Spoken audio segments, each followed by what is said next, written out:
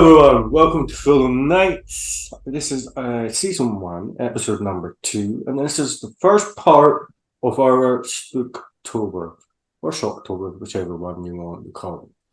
Okay, we decided after we did a retest the other day that we needed to do it in 3 parts, just to justify what we did. If you missed our first episode, and why did you miss our first episode? Yeah, shame. Exactly. Well, what we decided was that we were going to revisit 3 horror franchises, the best horror franchises that we think. This is just our opinion. Okay, so we're going to we revisited all Nightmare on Elm Street. We did Friday the 13th films, and we did Halloween. We also did a couple of I watched Shocker, and I watched The Thing. And I also watched, what was that one? No, can't remember now. Must have been good. Really good. Shocker, The Thing. Oh, Terror Train, just because I was in the slasher. Okay. My name is Jamie McDonald. Jamie McDonald, and introduce yourself, my co-host and collaborator. I'll cut me out of from Eastern Film. Yeah, hi. My name's Mark too, and I'm a bit of a horror buff. So if you don't agree with me, I don't care, but it's all good. Just a fair warning before we go any further. The language in the video might be a little bit spicy, so if you don't like swear words or unfortunate language, then perhaps best not to watch us and skip back afterwards. Please don't watch it. We won't take offense. Yeah, it's part of life. We won't take it at all. Anyway, Mark, let's kick off. So we decided to do A Nightmare on Elm Street today. Personally, it was nice going back through all these films. So we're going to start going through Nightmare on Elm Street and just say our opinion about certain things about it. Mark, does the franchise still hold up? Yes, it does. You can argue the toss about it being dated. To be fair, most films will look dated at some point in their life because certain things, like in Nightmare on Elm Street, you're dealing with computers. And obviously, computers back in the 80s were a bit crap compared to what they are now. So certain things will look a bit dated. The music might look a bit dated, fashion and everything, but it doesn't matter because that's the time when it was set. So it's not relying on fashion. That's just how it was. So no, it's definitely not dated. Yes, it definitely has stood the test of time. The practical effects and the makeup effects are still great. I mean, Freddy's makeup changes between each one. I think really does. Yeah, definitely. They do it so well. The effects for starting, and it still holds up. I mean, it's still nice to watch. What was nice about watching The Thing again as well, because of the effects that were in that movie, which is outstanding for its time, and still today stand up. Anyway, I love the original Nightmare on Elm Street.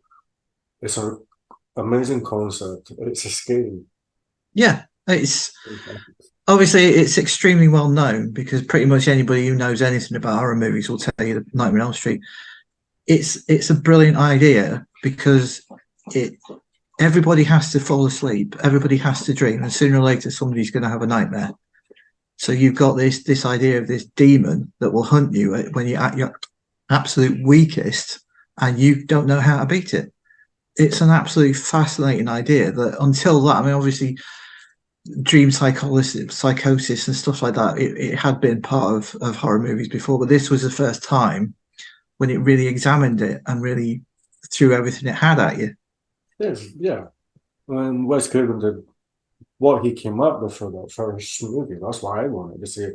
I did actually read it when I was 10 years old from the producer, but I didn't really care back in those. And why not? First time I saw it, I reckon I actually went around to my friend's house with a few of my mates, and we sat and watched it.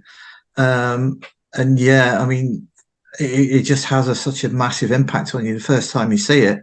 Obviously, if you start getting a bit picky about it and a bit anally retentive about the cost of the film and the budget and everything, then yes, it'll fall apart. But it's still an absolutely brilliant film if you just accept It was 1980s, low budget, and it kicked ass. It really did. Yeah. I mean, the music itself, as I call it, Robert England is Freddy. That's why I Yes. don't like the sequels. Because Yeah. you can't make a Freddy film without Robert England. That's Yeah. just You can't do a Freddy Krueger film. I mean that remake of the original. I mean, what the hell was that? Um, you got it wrong. You got it wrong on every possible way. there's nothing wrong with the actors in the movie. There's nothing wrong with the actors in the movie. I mean, we No. can the remake, but you just can't remake perfection. I mean, Yeah. the original Nightmare on Elm Street on Robert England as Freddy is perfection for horror Yeah. fans. Absolutely. Yeah. Absolutely. It's amazing, you know. Yeah. Now let's go into the sequels. Now, what the fuck happened with part two? Somebody had obviously done a sequel without watching the first one because they didn't understand that Freddy is a dream demon. Whether who came up with the idea of him being able to possess people? What the? Oh no! That's not what Freddy does. Freddy haunts you in your dreams. Yeah, I It mean, just like oh this possession thing, and the fact that he didn't come to you in your dreams makes some okay scenes, and the scene at the end where he's at the party, the pool party, blah blah blah. But you just ignored all the rules that Wes Craven set in the first film. So, yeah and I yeah remember watching an interview. I watched an interview with Robert Shea and the filmmakers of the part two, and they said, "Well, at the time we didn't know that Freddy would be a franchise. Well, that's no excuse." Well, if you would have known that if you just read the script or watched the film, I mean, it's like 90 minutes out of your life. Watch the film, and that tells you everything that you need to know. Yeah, Freddy doesn't possess; he kills. absolutely It's stupid, it, stupid remake. I didn't get all the other stuff that was in it. I was too young when I first watched it. Yeah, I get it now, but I mean, who cares? Um, that is enough to say about the second one because it is a big letdown compared to the first one. The yeah. acting is pretty shit. Everything's pretty bad. The only thing I can really recommend the second one for is because Marshall Bell's in it. If you don't know who Marshall Bell is, he's a great character actor. He was in Starship Troopers. Yeah, He was in Total Recall. A great actor. In it for about 5 minutes. He was great. The rest of it, no, just no. no, it was nice rewatching it just to see if it was as bad as what I remembered it was. And yes, it was. Yeah, yeah. It is bad. It is very bad. But it's part of the franchise, and don't get me wrong, it's worth watching for Robert England, uh, Yeah, which he's still great. worth it to get an idea of just how sadistic Freddy is because he does get sadistic, but yeah, no, it doesn't suit a possession type of film. No, exactly. Now let's go into the third one. Now, Dream Warriors is Absolute class, superb movie. It's that was the first time really that Freddy started hitting his power. Because in the first one, obviously, he's kind of a new thing. He was the way I look at it is in the first one he was just sort of learning how to control his power, yeah, and the third one he absolutely nailed it because he was picking on people by using stuff from their life. yeah. So he was like the puppet master and the drug addict, and it was absolutely brilliant. Yeah, it's brilliant. That is one of my favourite bits of all the Friday 13th, sorry, Nightmare on Elm Street films, is the puppet master. It's just a brilliant sequence. Yeah, I mean, it's fantastic. Even like the first time you see Patricia Arquette when she's getting eaten by the Freddy worm, Yeah, that's amazing. The house is not even done, yeah, but genuine really feel to the whole thing. It gets some more insight into where Freddy came from. Well, we know where he came from in the first one, but why he is the way he is a little bit more explained in that in the third one as well, because you see his mum. yes, yeah. So he started to flesh out his background. He got Um, and obviously they're not going to make it nice because Freddy was twisted.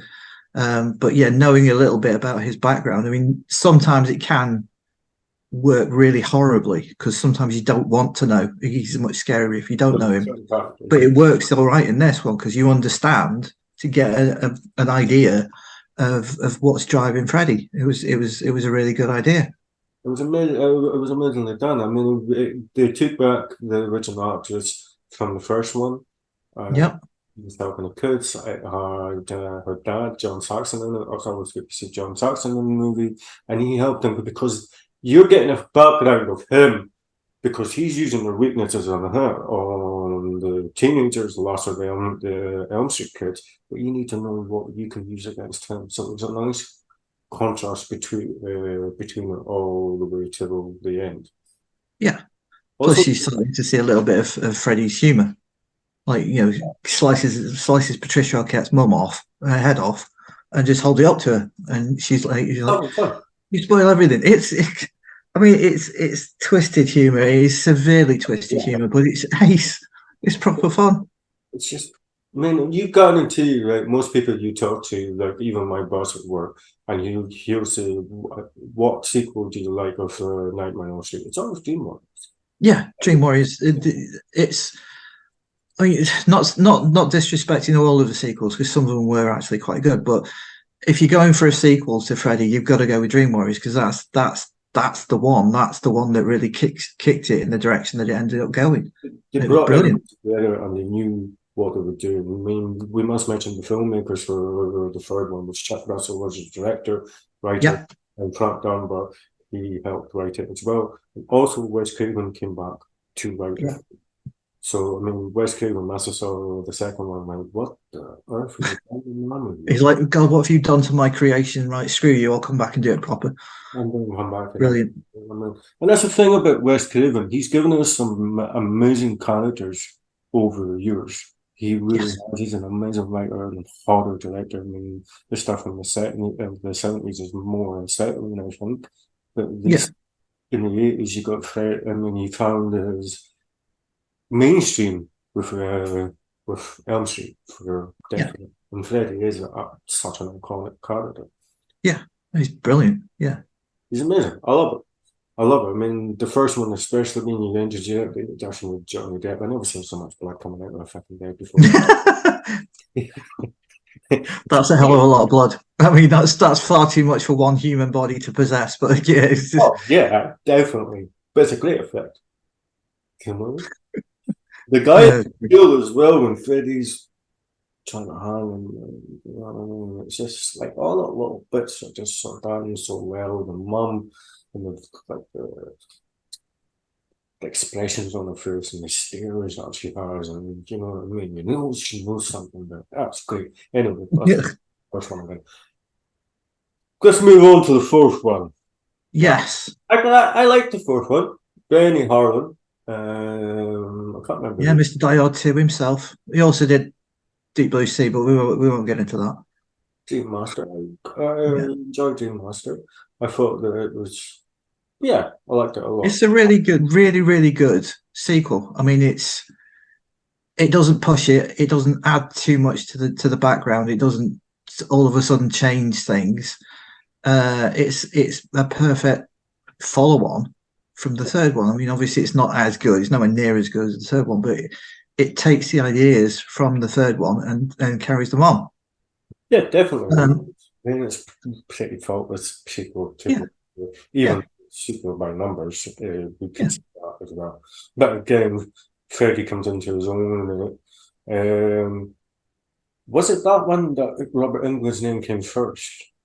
Yes, that was the first time he got top billing. Yeah, because before that he was eclipsed by Heather Langenkamp, which is fair enough. I mean, she was the final girl, so. Yeah.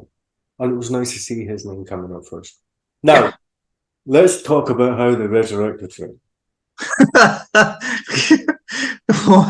Possibly one of the single funniest things you will ever see in A Nightmare on Elm Street. It's freaking hilarious. It is absolutely hilarious. I mean, I remember, I don't know who the director was, but I read something when Rennie Harlan was asked, how are you getting Freddy back? How is Krueger coming back? and he said something like, "We're going to get a dog to pee in him." Fine. I mean, what do you say to that? Someone comes to you and says, "I'm going to resurrect Freddy Krueger by having a dog piss on him." What? And that's exactly what we did, and it's just it is, you know, It's funny as hell. It's proper funny. but it's again going back to the special effects and the makeup effects for the Yeah, resurrection and his skin coming on and the organs and everything else. It's very well done for yeah, that's why I like consistently through watching them again.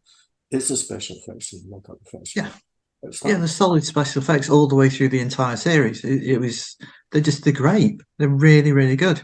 set that set a bar for people, you know what I mean? I don't I mean if you take your time, I mean you're talking about budgets or whatever, but these weren't for any massive budget or it, right? But they knew Yeah, how to use it, they knew how to use it wisely. I mean you've got two directors there, I mean obviously there's Craven for the first one, yeah. I yeah, can't remember who the second one, we'll just forget about that one. But Dream Warriors, Chuck Russell that wanted to do great things, mask, all that kind of stuff. And then you yeah, got Rennie Harlan and became really a great action director, you know what I mean? The longest yeah, right, all that kind of stuff. yeah, So I mean, they knew how to pick the best people, I think, for art directors and being in charge as well. yeah. Now, the fifth one, Yeah, I directed by the same guy that gave us Predator 2. I'm not going to diss Predator 2 because I bloody love it. I think it's a great, great sequel. Um, Freddy 5, sorry, Nightmare on Elm Street 5. It's okay. It's perfectly good. It's good fun to just sit and watch it and just let it wash over you. definitely. The idea of separating the youngster from from the full grown addict, Freddy, that was actually a good way, which would have been a great way of just ending the series. Yeah, Big clue there, end the series. You know what I mean? But again, there's some really cool stuff in there. There's things like the camera pan through all of the stained glass windows. no, Um, that was great, and a little bit of back screen knowledge on that one was that they were all made from sugar glass. So as they whizzed the camera through it, they were breaking sugar glass, and it was so hot on board the set that it was fusing together while they were walking over it. it wasn't. So Uh, mad, isn't it? it's amazing. What was I can't let me forget the fifth one straight in my head again. Dream Child, Dream Child. Dream Child, yes, Yes, yeah, because Dream that's how they Child. beat him. Yeah, The end scenes. I think it gives you more hope. I think that's what yeah, I like about the Freddy films as well. At the end of it, you got a little bit of hope. It's not just despair through it, you know, after the end yeah, of it. Yes, you know it's going to come back for the second, for the next one and the next one and the next one. Of course, he's Freddy. yeah, Can't keep yeah. the man down. I mean, it's fairly standard with any horror series that you reach a point when in the series where you stop caring so much about the secondary characters. You're there because you want to see the Yeah. killer. You want to see Freddy Krueger, and they got that. They got the point of that, and they were making these elaborate setups for him. But Freddy was still a really cool character. He didn't at that point in the series. He was still an interesting character. You know, you were sort of genuinely a little bit scared of him, but you wanted him to see all the cool stuff. Yeah, I mean, I loved like the when she's dreaming and she's seeing a child, but the older child.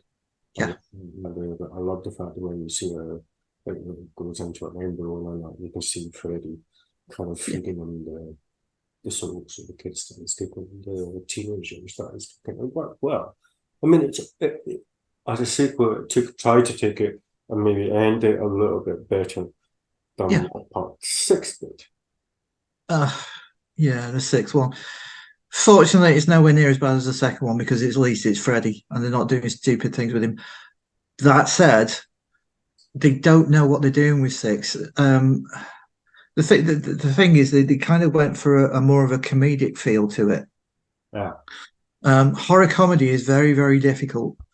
You either overstate the comedy or you understate it. Either way breaks the flow of the film because if it's not consistently funny, you'll get to the funny bits and just feel really uncomfortable because it's not really that funny. It's kind of messed up. And if you overdo it, you can't take the rest of the film seriously. Prime example of how to do horror comedy perfectly is Evil Dead 2. Absolutely perfect.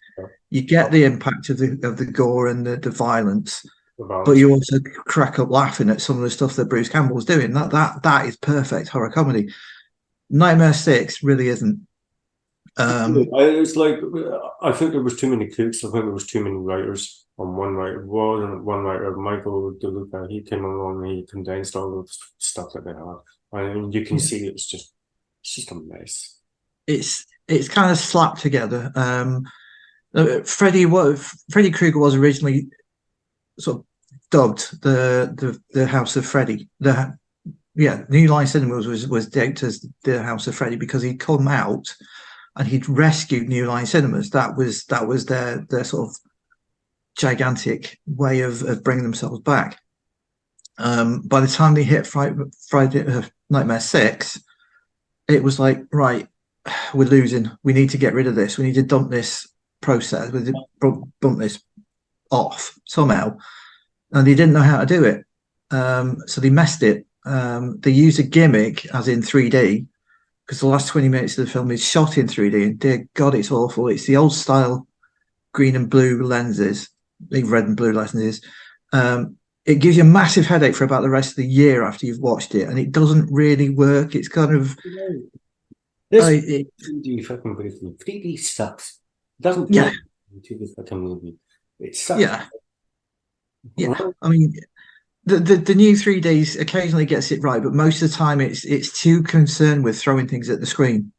And that's kind of what Freddy did. It was too busy throwing like baseball bats at your face or weird maggot things coming out at you, and it just it doesn't work. And Freddy was, like I said, he was too much of a comedy sidekick by then. Too cartoony in the whole film, to be honest with you.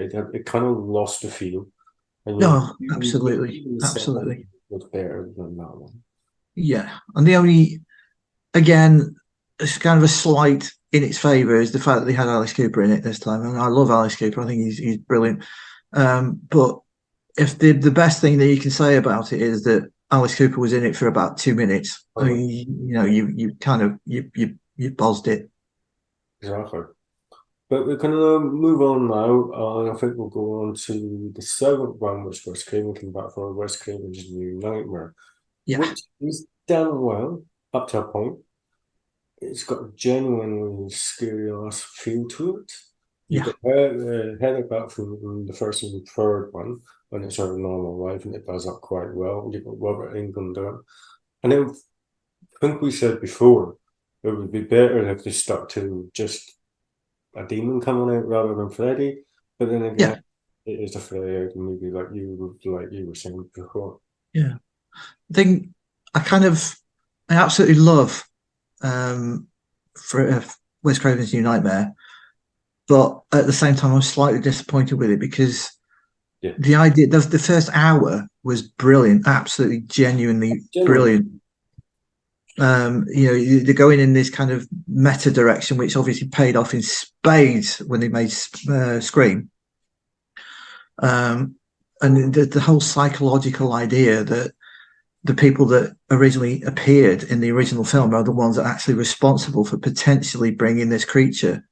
Is it real or is it part of their psychology? Is it in their head? Did Heather's participation in the first film, did that have some negative effect on her son? It's a fantastically well thought out film.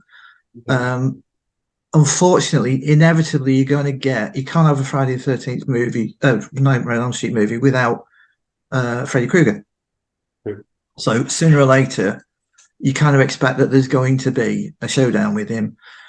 For my money, it kind of loses a lot of steam when Freddy shows up. It was good. It just felt out of place. Personally, I would have preferred a much more psychological ending to it. Don't bring Freddy Krueger into it. Just keep it the way it is. But I mean, it is what it is. It did what people wanted it to do, and it's closed the chapter off well and truly by ending Freddy Krueger. The first two acts are very not great, and then it goes into the finale, and it's a bit of a letdown. But you kind of expect that to happen. Yeah, It's absolutely. a really good build up, and it's got a very very eerie and easy feeling to it. At least it got the feeling of a Nightmare on Elm Street movie kind of right, even though it's supposed to set in reality and all that kind of stuff. Now, Yeah, personally, it was good to go back over these films. I mean, I still love them all. I'll admit, yeah, I even watch the ones that we've against Landau here because it's great to watch Freddy Krueger. Um, I mean, I've got the same box set as what Mark's got, and I think it's a great value for money. yeah, The transfers are done really well. yeah, Amazing special features on it, and it's even got the Until Never Sleep Again, the documentary, the 4 hour documentary, and that alone will cost you about £20. I think at the yeah, moment you can pick that up for 15.99 in most yeah. places. Totally worth it. If you like the films, even if you don't particularly like one or two of them, it's still a gigantic box for the money that you get. It's a really really good solid buy. So, as like a franchise of Freddy, do you? I mean, we're going to talk about because we rewatched Friday the 13th as well. On the episode of Friday the 13th, we'll talk about Freddy versus Jason. I can't love Freddy versus Jason. Yeah, it's great. It's severely slagged off. Oh yeah, Um, it's it. Some people don't like it because it's. I don't know. There is a thing potentially that these what they refer to as versus films. So Freddy versus Jason, Alien versus Predator. Um, that's in fun. order to get it to work, I know. In order to get it to work, you've got to come up with some idea Yeah, of somehow combining the two franchises in a way that would make sense. And they nailed it in Freddy versus Jason. Freddy's using Jason to scare people, and Jason's just doing his thing, and people are still scared, more scared of Jason. So he's thinking, God, what have I done now? Now I'm going to have to kill him yeah, just to get my scare back. It was a really good idea. It was a great idea. Jason Bell, which is just unstoppable. That's Yeah, brilliant, Jason. He is unstoppable. By the time the fourth one comes along, well, that's when Jason comes into his own. And we'll yeah, talk about Friday the 13th on the next episode. yes. Did you watch any another Wes Craven one? Because we were going to watch him, and I watched Shocker. Did you watch anything else with Wes Craven? I have watched a fair few of his films. I think the last one I watched was The Deadly Friend, which again, not one that people tend to like, but I think it's actually quite a decent film. It's the whole idea of resurrecting your girlfriend or your best friend as a robot who can't really feel. And Yeah, yeah. yeah, it's a decent film. It's quite a decent film. Plus, I mean, you get the bit where you're killing the woman from throw mama from the train, the old lady in that, and you're killing them by throwing a basketball ball and smashing her head open. Like, you know, it's a bit daft, but it's a really good film. It's fun.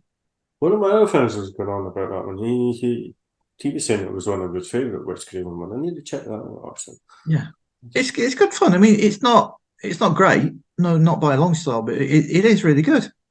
Yeah, I didn't think Shocker was great.